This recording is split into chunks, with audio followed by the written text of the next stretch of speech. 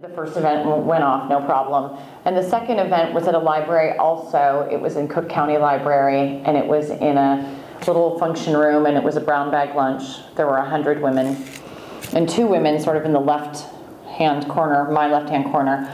One had no hair, and one had very short hair, and my eyes kept going to them.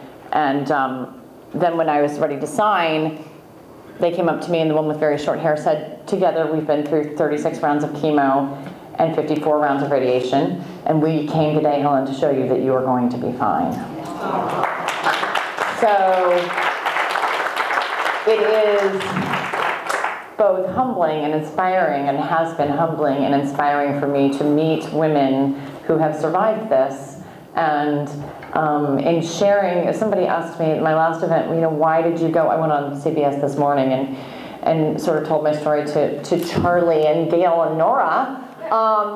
And it was important to me because I didn't feel like I could go out and speak all summer and have gone through this without telling my audiences, because one wonderful thing about my fans is that they are so devoted, and I think they like to feel a connection, and I felt like they really needed to know that I'm not just some blonde, socialite living and writing on Nantucket, that I'm also a person, and that I have challenges, and I think it helped or interested a lot of people to watch me go through it. So anyway, here I am, upright and mobile, and in Darien. So shifting focus a little bit. So for the first time ever, I have written a Christmas novel, and the reason for this was pretty pedantic. 2 years ago, in July, my publisher had a Christmas book fall off their list, and they called me at the end of July and said, "Can you write a Christmas book in 4 weeks?" At which point at that point I was writing The Matchmaker, which was a pretty tricky book, and I said, "There's absolutely no way, but next year I will do it. Next year I will write a Christmas book."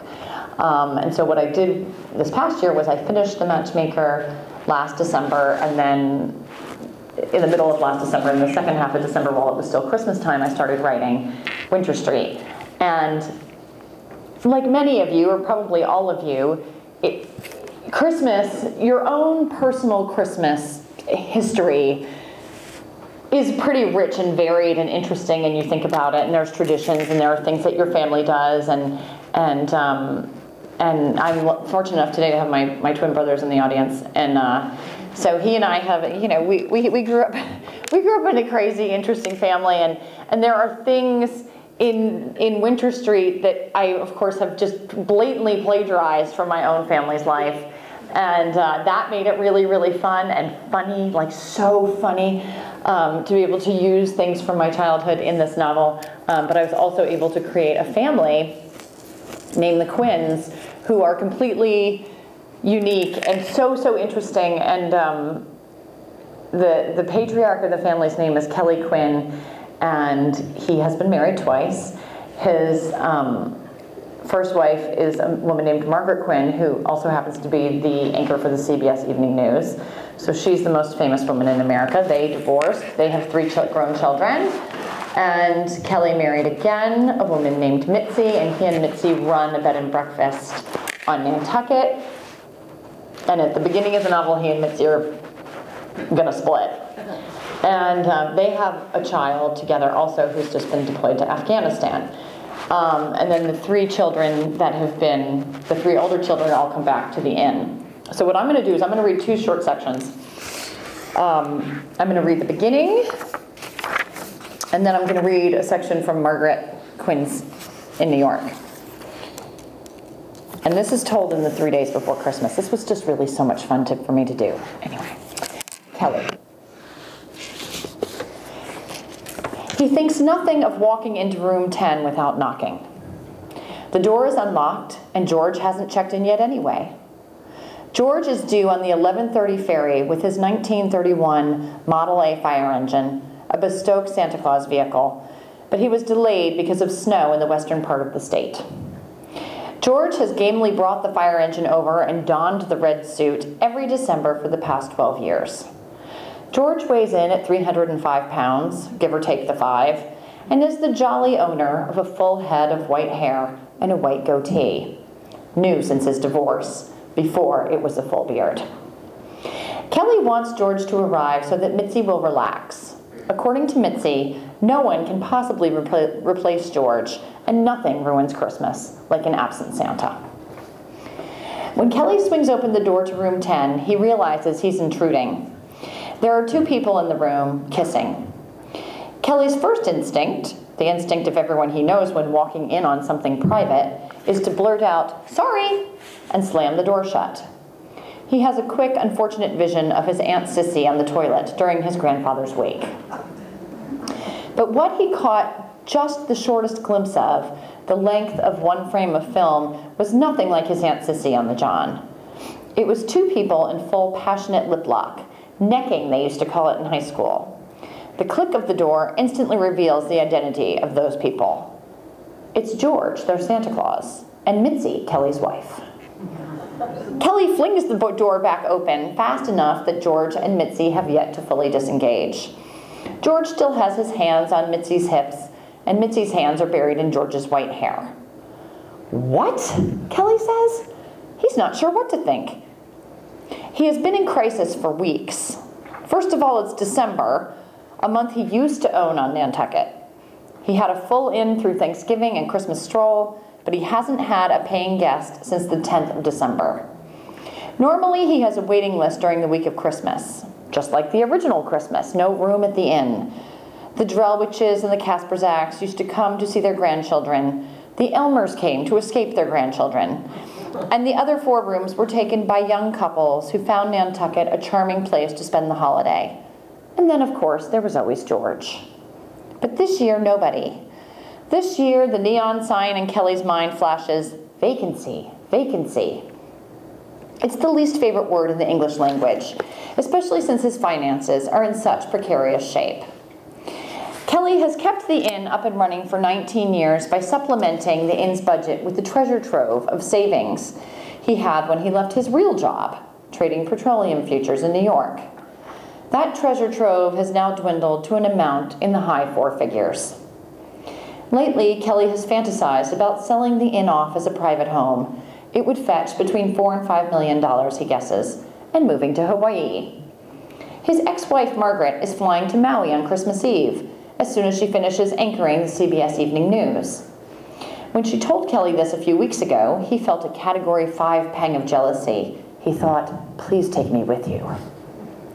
But the deeper reason Kelly has been addled is because his youngest son, Bart, who has been stationed in Velsec, Germany for 2 months, where it was all pretzels and blondes, was deployed to Sanjan, Afghanistan on December 19th.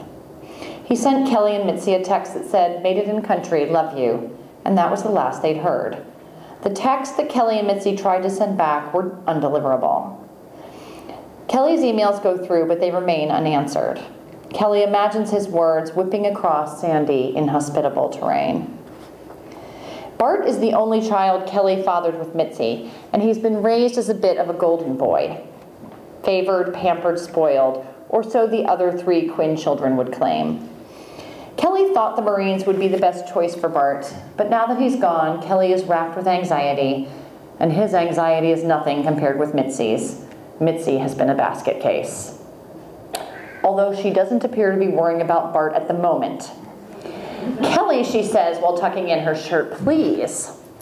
"Please?" he says. He's genuinely confused. "Give us a minute," Mitzi says. "Oh," Kelly says, "okay." He closes the door as if this were a reasonable request. He hears their voices, but they are too faint for Kelly to make out a single word. The doors at the Winter Street Inn are all solid oak. When they were renovating, Kelly insisted on extra insulation in the walls. He never wanted to hear anything going on in any of the rooms. He would, however, like to hear the conversation between George and his wife right now. At that moment, Isabel comes bustling down the hall with a stack of fluffy white towels for room 10. They are Turkish cotton, replaced every year, one of the many reasons why Kelly is going broke. Isabel stops when she sees Kelly standing outside the door. She has worked at the inn for the past 6 months, and although she has proven astute at reading Kelly's moods and attitudes, apparently something about his posture now perplexes her. "Qu'est-ce que c'est?" she asks. One of the reasons Kelly and Mitzi hired Isabel was because they both decided they wanted to try and learn French. But half a year later, this is the only phrase Kelly understands. What is it? Or literally, what is it that it is? There is no way to explain it in English or French or any other language. Kelly thinks, I saw Mitzi kissing Santa Claus. And he starts to laugh in a manic, unhinged way. Isabel smiles uncertainly. Kelly says, George won't be needing those towels. Ah, Isabel says, are you sure? Yes, he says, I'm sure. Okay, I'm just going to skip ahead and read a short section from Margaret. It's four pages. Margaret is Kelly's first wife. She reads the briefing sheet. 4 troops killed in Afghanistan. An apparent serial killer in Alaska strangling Inuit girls with piano wire.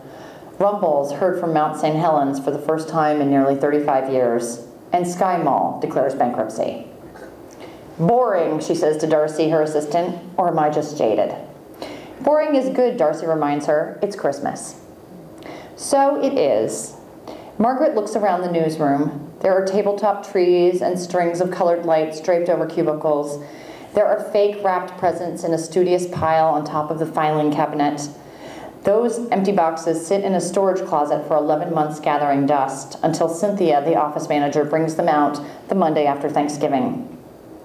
This thought strikes Margaret as unbearably sad. In so many ways, her life is an empty box, prettily wrapped. But no, she won't go there. She is due in wardrobe, something green or red tonight, unfortunately. Both colors wash her out.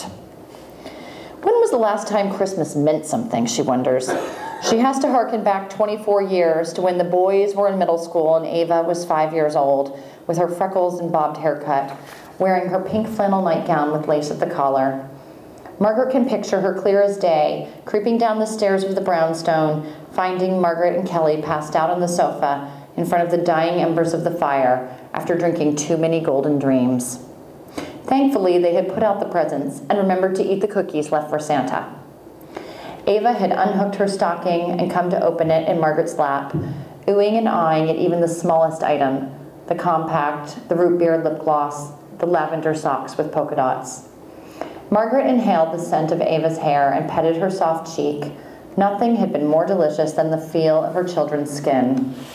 And then, a while later, the boys would trudge down, plaid pajama pants and Yankees t-shirts, mussed hair, deepening voices, smelly feet, the 2 of them splay-legged on the floor, ripping open their gifts, while Kelly paged slowly through the David McCullough biography, and Margaret excused herself to pour a glass of really good cold champagne and stick the standing rib roast in the oven.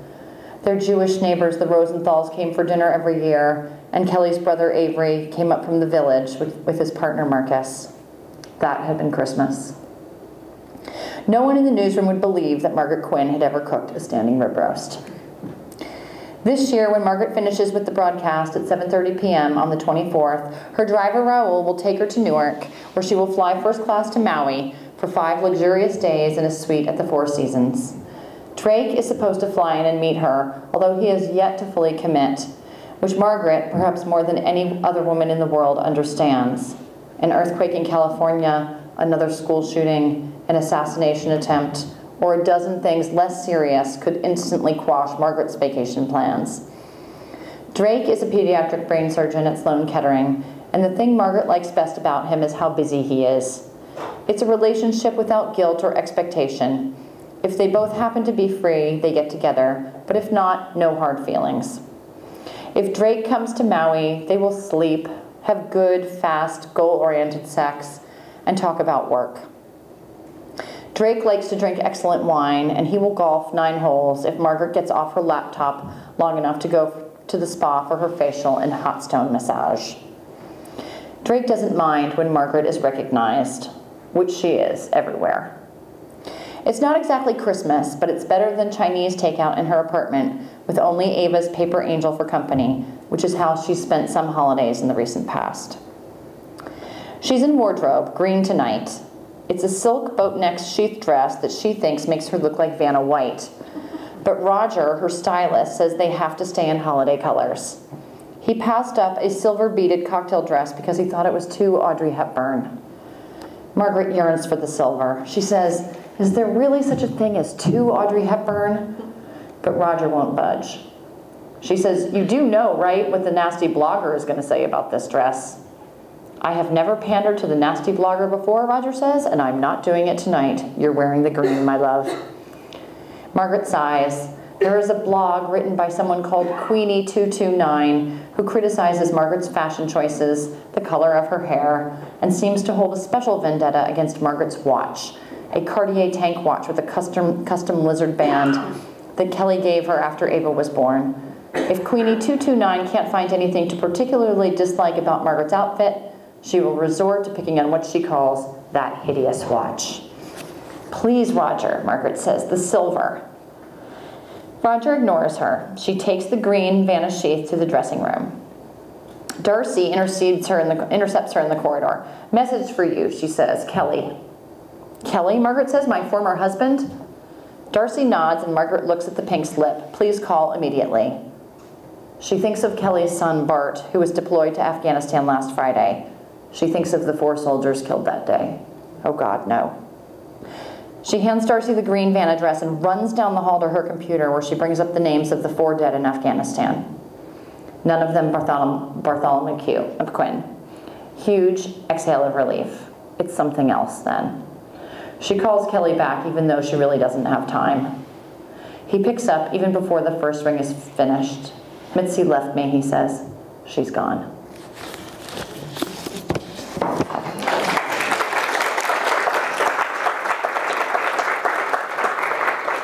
So there is the Christmas novel, or part of it. It gets better from there, what can I say? I think I will now take questions, right? I think that's a plan. Does anybody, and you don't have to only ask about Christmas, or you can ask about Christmas, but you do not have to. You can ask about anything. Yes, in the pink. First of all, I love your books. Thank you. I love Matchmade Registering Strict. Oh, thank you. What brought you to Nantucket? And are the characters in your book conglomerations of people that inhabit your world on the island? Are they composites of some people, or do they spring fully forth from your imagination?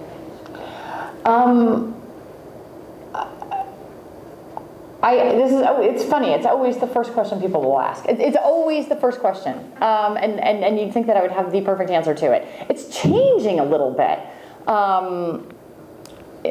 maybe because I've written so many novels that I'm starting to like look at people and think, oh, I'll tell you this example of the story. I'm currently writing my book for next summer, and it's finished. It's in revisions, and it has some pretty significant rewrites. It's called The Rumor, and initially I had wanted to write it about these people on Nantucket that were really horrible gossips. And so I thought to myself, I'm going to write this novel about these people on Nantucket who are really horrible gossips, and I'm going to put them in this book, okay? And they're going to recognize themselves, and this is how I'm going to get my revenge, because now I've got like 4 million readers, right? So I wrote it, and what I found was real people don't fit in your fiction.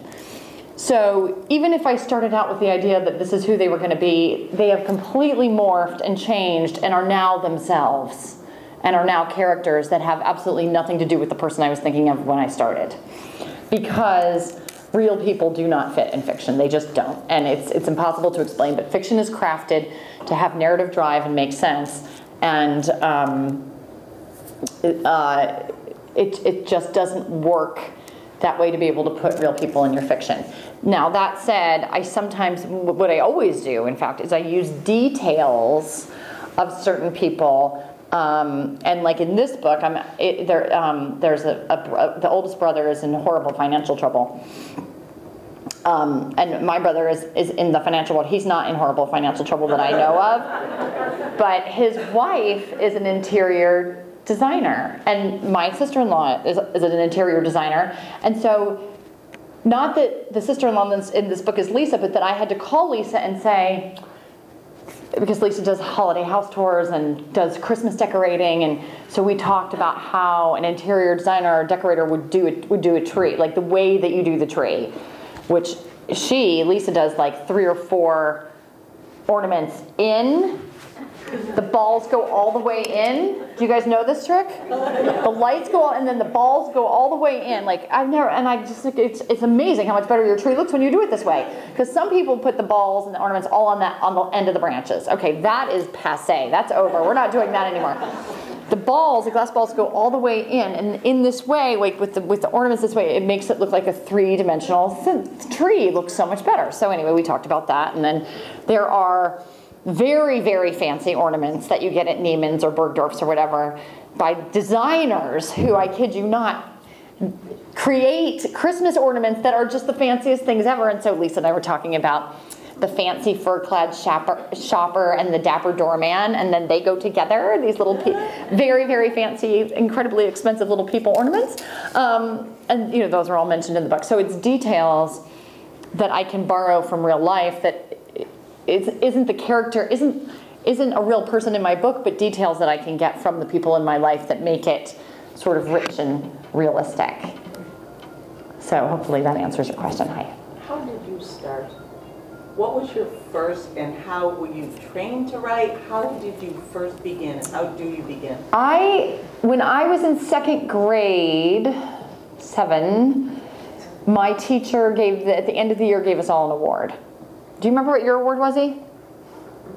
You've forgotten. I forgot. You blocked it out. Maybe, or were you not in my class? I feel like you were in my class, but he does not remember what his award was. My award was, because we're twins, my award was the top author award. And as soon as they gave me the top author award, I thought, that's right, I'm an author. I knew it. I already knew it. And I never wanted to do anything else. And when I look at my 3 children even now, I'm like, what a blessing it was for me to always know what it was I wanted to do. And my parents were very supportive, and I went, between my sophomore and junior year in high school, went to University of Virginia to a young writers camp. I did that for a couple of years, and then I went to Johns Hopkins undergrad, and I majored in creative writing there. And then I moved to New York City, and I took workshops at the 92nd Street Y. And then I was teaching, the way I got to Nantucket is that I was teaching in New York City, and I had a summer off, and I did not want to live in Manhattan in the summer. I had done that once and thought it was really putrid and bad, and wanted to go to the beach. And so I sublet my apartment, and I went to Nantucket and fell madly in love with the place, and just thought, okay, now my goal is just to figure out how to get here year-round. So I came back to New York. I taught at Dobbs Ferry Middle School, which is not too far from here, over in Westchester County, and then quit, sold all my furniture, moved my whole life up to Nantucket. I was there for a couple of years and traveled a lot in the winter, and then I applied to graduate school. And I applied. You hadn't written up until you hadn't published until then. I had published short stories in little tiny magazines that no one will ever see, but sent those short stories in as my application for the University of Iowa. I went to the University of Iowa Writers Workshop. And then I was so miserable there. I mean, I was miserable. They had free counseling, which I took great advantage of, because I was just so miserable and missed Nantucket desperately, to the point where my first year I left, and there was a hurricane coming to Nantucket, and I was safe in Iowa, but my husband was running, it still does, runs a beach hotel. And he was battening at the hatches, and it was all exciting. And I was just devastated not being there for the hurricane. It was terrible. So what I decided to do was write a novel. I thought, you know what I'm going to do? I'm going to write a novel about Nantucket while I'm here in Iowa, and that is going to be the thing that sort of inspires me and keeps me sane. And so I started running the beach club. Yes? I also love your books, read them all. And but what I've noticed is you have a big interest in food. Yes. You always talk about how you put out, a character put out this, this platter with this, and I'm always, so like I'm dog-earing all the pages of all the recipes of food because I want to go back. So how did that all happen? Well, I've always, some people have different talents. Like my mother is a gardener, and I can't keep a house plant alive. Like, she's a very, very talented gardener. I just really enjoy cooking.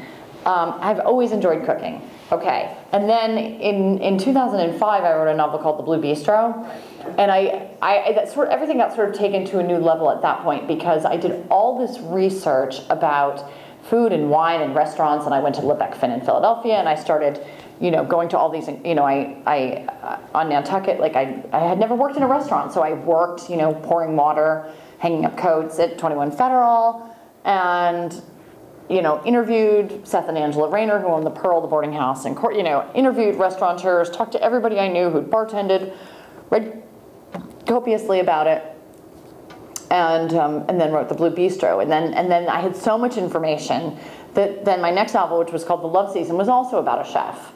And what I found is that, and I love to read good fiction that has very vivid descriptions of food, because we have to eat 3 times a day, and you can go about it one of 2 ways. You can either just, eat to live, or you can live to eat and really cherish what you put in your body. And I'm definitely, that kind of person. So I love to have descriptions of food in my books. It's fun to read. And it's fun to read, yeah. And even in the rumor, like I have one of my characters is just an at-home gourmet, and she makes these lunches, and every lunch she makes, I'm like, oh, that sounds so delicious. But it's a lot of fun for me, and I think a lot of my readers also enjoy it, and that makes it nice. Yes. You don't usually in the books go back and mention previous people from it. Yes. But in this one you do. What makes you change that? Well, as I go along, it's fun for me to play around a little bit, and so in the Matchmaker, like I do bring back characters. In fact, Dabney, who's of course dead by the time you read Winter Street, is mentioned in Winter Street, and now I'm writing The Rumor, and so the chief of police, who's been in a couple of books, is now in The Rumor, has a big part in The Rumor, and he talks about when Greg and Tess died from the Castaways. So it's fun for me not to make it not to make a sequel, but to have people that we've already read about, and especially someone like the chief who's appeared in 3 or 4 books, to really bring him back a couple books later. I think it's fun for me. And the thing is that if The Rumor was the first book you read, it doesn't make any difference. You don't need to know who he is. But I think for people who've read a lot of the books, it's super fun to have characters reappear. You won't plan to do a sequel, like this one got cut. This one, okay, so with the summer books, I've always said I will not do a sequel. This book, the Christmas book, has a very sudden ending, and so I just signed a 2-book deal, which will be, so it's going to be a trilogy. One next year, and then one the year after that, about the next 2 Christmas seasons with this family. Yes. So if you're writing a trilogy, you're going to have to come back at least 2 more times. Right. That's right. That's right. But we're so glad you can make it here tonight. I've got 2 questions. The first is, how long did it take you to get your first novel published? Okay. And the second is, in a lot of your books, there's a lot of reference to Connecticut. Some of your characters have come from Darien, New Sweden, so why Connecticut? Okay, well, I'll answer that first. So I've already told you my twin brother and his wife moved to. People ask, are we like supernaturally connected? No, but he's my twin, and we've always been great friends. I dedicated The Castaways to Eric, and I write. Anybody who's also read a lot of the books, I write a lot about boy-girl twins. Yes. Chloe and Finn, and there's a second set of twins in The Castaways, and then, which is why I dedicated it to Eric, and then in Summerland, Hobby and Penny are twins, and I have twin girls in the novel that I'm writing now. Eric and Lisa moved to Darien proper in 2001, and was right after, well, he was downtown for 9/11. And they were living in that building in Tribeca that's right next to Stuyvesant. I don't know how much about Tribeca you know, but there's that big, what's the name of that building, E? The building that you lived in? Tribeca Park. Tribeca Park, yeah, right there. And yeah, next to Stuyvesant High School. It was, anyway, they moved in before, yeah, in June of 2011, in June of 2001, and then their building was condemned in September anyway, so it was a good thing they moved. But they lived on the Post Road in Darien, and it was my first time sort of in Fairfield County. But of course, I mean, it's just magical. You know, it's all these big trees, and I was a runner, and you know, I'd run around, and then they moved over to technically Norwalk, but over by the Silvermine Tavern, and have been there since when? 04. So part of my family is from this area, and so I've spent a lot of time here, and I like it better for New York. I love New York, and I like to have certain characters live in New York, but if they're going to live in the suburbs, I prefer Connecticut to New Jersey. It just feels preppier to me. Superior, and you won't say that in Princeton. I won't. No, I'm not going to say anything. Hopefully no one will ask me. Yes. Thank you for your books. I read all 13 of them since you wrote Beautiful Day. Wonderful. Because I fell in love with it and had to read them all. And thank you for Sincere, because I didn't know what that was, and I recognized it in all the books and went, what is that? So I drink Sincere now. Okay, good. A lot of people do say they drink Sincere now. This in every book. I need to find out what this is. Has anyone ever talked about doing a movie of any of your books, particularly Beautiful Day? No. Everyone asks me, and it's like, it's hard. So the Matchmaker did go to Julia Roberts this summer, and she did call in from vacation and said, oh, she wants to be Dabney, she wants to be Dabney. I think just because Julia Roberts says she wants to be Dabney, and she sent it to her screenwriter, that's great. It's very, very difficult to make a movie in Hollywood like that. I feel like down the road, something will be made into a movie. I'm so busy right now writing 2 books a year and trying to get my health all organized that I feel like when the time is right, it will come and the movies will be made. I think The Matchmaker would be good. I think The Rumor that I'm writing out right now would be a really, really good movie. But it's hard to know. Like, I'll ask you, like, what's the best really good movie you've seen lately? I just saw Gone Girl. But Did you really love it? I liked the book better. Yeah. And the writer wrote the screenplay for it, but they made some Hollywood changes. It's hard to translate really good, interesting fiction. I mean, I would take other people raising their hands saying something that, like The English Patient, that was very well done. But like a really good piece of fiction that was successfully turned into a super great movie. And I don't read Nicholas Sparks and I don't see his movies, but some people I think like those. The books and the movies are too different. I've done a little bit of that. Yeah. What about The Help? The Help, yeah. Look at Under the Tuscan Sun. They were totally different, but Totally different. magical. Yeah, You know, totally different. yeah, Under the Tuscan Sun. We have time for 2 more questions. We have time for 2 more. And I'm sorry, because I didn't answer your question about how I got published. 3 more. Okay. So the question about how I got published is that I was in my final, I think a lot of people want to know the answer to this. I was in my final workshop at Iowa, and my professor had his agent in the room. And at the end of I could not wait to get out of there. My U-Haul was packed. I was coming back. I was like, I cannot wait to leave this place. The agent said, which one of you lives on Nantucket? I said, oh, that's me. And he said, will you stay and see me after class? And it turns out that this man's name was Michael Carlisle, and he had grown up summers on Main Street in Nantucket in a beautiful, beautiful old whaling captain's house. And he was very attached to Nantucket. And I said, well, I'm writing a novel about Nantucket. And he said, well, when you are done with it, send it to me.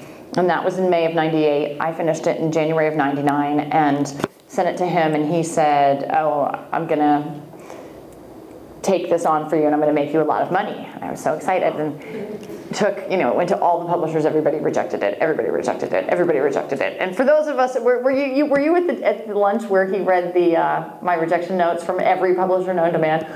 So I had a lunch in June where my agent read all 31 of my rejection letters, and it did eventually get picked up by St. Martin's Press for $5,000. So yeah, I said, is that a lot of money? Because I can't quit my job. But we took it, and the career grew from there. Yes.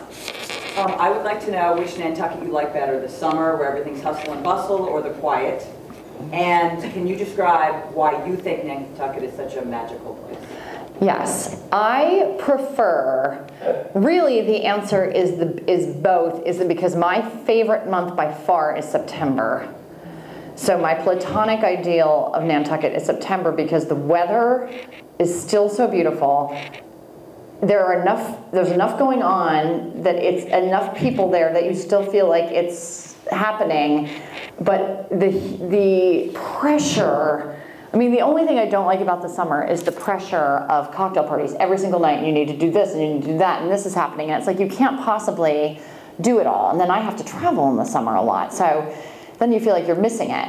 But I do love the summer. My children, they go to the beach, I kid you not, every single day between Memorial Day and Labor Day. Doesn't matter if it's raining, they go, they surf, they boogie board, they skim board, they hang out with their friends. They are at the beach every single day. They go to school, they are like brown with white hair. I mean, they are completely transformed. They go to the beach every single day, and they have a nanny, but I try, you know, when I go with them, I'm like, lucky, lucky children. Wow, lucky children. And, but I love that they have grown up there, and that is part of their life and their culture. The culture of their growing up has been that they all three go to the beach every single day. And then the thing that I think is so special about Nantucket is two things. It's the 50 miles, 50 miles of undeveloped beach, by which there are no big hotels, there's no commercial on the beach, and the historically preserved downtown. And every day I drive them to school, and I live in town, and I take a left onto Main Street, and especially in the fall. You've got the cobblestones, you've got the beautiful enormous trees with the leaves changing, you've got the 3 bricks, and then the Hadwin House and the Lodge House, and I say to them every single day, I cannot believe how beautiful this is. I cannot believe how beautiful this is. And other people in other parts of the world, kids are taking their kids to school, and it just doesn't look like this. This is special. Gorgeous. And I'll take one more. In the back? Hi, nice to meet you. Like a 2-part question. What is your favorite book that you have written and why? My favorite book is The Blue Bistro. Is that, how many other people is their favorite The Blue Bistro?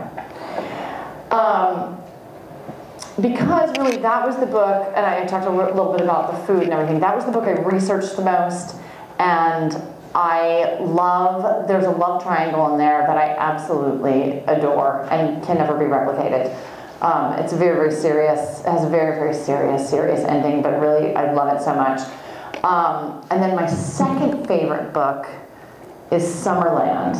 And my mother thought it was too dark, but it is a little bit darker, and it's very, very serious, but hot. You know, it's about a teenage girl who kills herself basically, and everybody blames themselves, and her twin brother, I think, saves that book and brings so much grace to that story. So I love that book also. Okay, and I will sign. Yes, great, thank you.